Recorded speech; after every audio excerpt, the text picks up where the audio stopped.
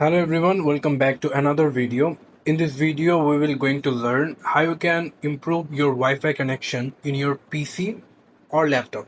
So without further ado, let's get started.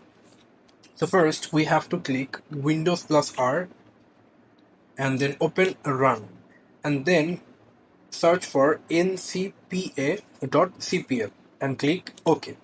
After that, we will come over this network connection section and come over this Wi-Fi.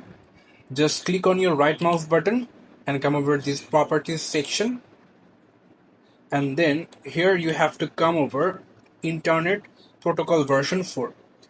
Click on it and then click on properties. After that, here you can see I am using following DNS server address over here. Here you can see this is one of the best DNS server that ever we get. So you can use it, or you can use Google Chrome DNS server over here. Whenever you clicked your DNS server, then click on OK, and after that close it. So now what you have to do, you have to come over this section another time and then click your right mouse button and go for properties.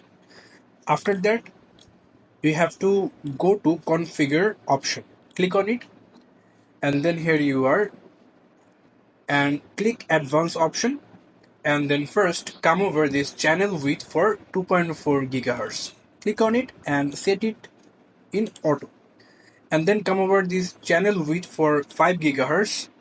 It's also selected auto, and then come over this fat channel intolerant, come over this section and make it disabled like mine. And then what we have to go, we have to go over remaining aggressiveness, just set it in lowest, and at the last we have to select this NS offload of volume, click it enabled. If you follow these settings that I'm showing you, I think that will be alright for your Wi-Fi connection speed. So thank you so much for watching this video. I hope to see you another video. Till then, goodbye.